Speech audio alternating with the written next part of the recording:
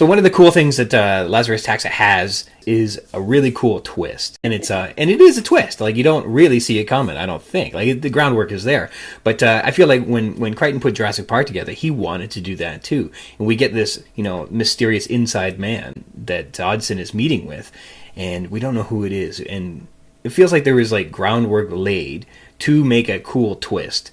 And it just never really manifested in a shocking way. Like, it wasn't a surprise. It was kind of just rather plainly, Nedry starts doing his plot. And you're like, oh, this is just what he was discussing with Dodson. I remember that. And it's just kind of like matter of fact. And even Dan Brown would have, albeit predictable, characters make their reveal to be the nefarious about faces.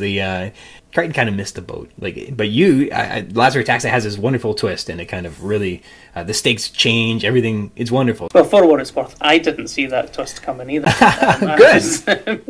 That book took about 2 years to write. It's the longest I've spent on one, probably because it was my first. Mm-hmm. And I think I was probably 6 or 7 drafts deep, and I think I was probably doing dishes or something. The minute I was like, oh, hang on, do you know what would be cool? Mm-hmm. Sort of went back and rewrote the whole thing to work with that twist. So it was interesting to have something sort of come out of nowhere, but you have to make sure that you lay the groundwork and that it makes sense, but without making so much sense that people see it coming a mile away. It's a hard balance to reach, because I do occasionally have someone who's like, I think about the twist from the get-go, and I'm like, wow. But you need to foreshadow it a little.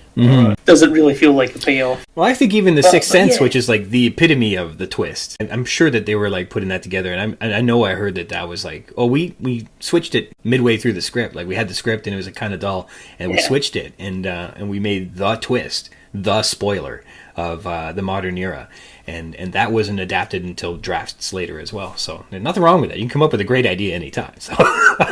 Yeah, I was pleased of that whole. It came with a sort of mystery vibe in the end. It was never the intent going into it, and it ended up with this really sort of intriguing mystery vibe about it, which was almost accidental. And it makes it a little tricky now that people are asking for a sequel, and I do have good ideas for a sequel, but I have to sort of match that, and I have to bring in this. I have to mean it this time. It's tricky to replicate something that you did on accident. Well, as long as it's running as a subroutine in the background, maybe one day you'll be like, there it is. There's the idea. It's churning there. The wheels are turning.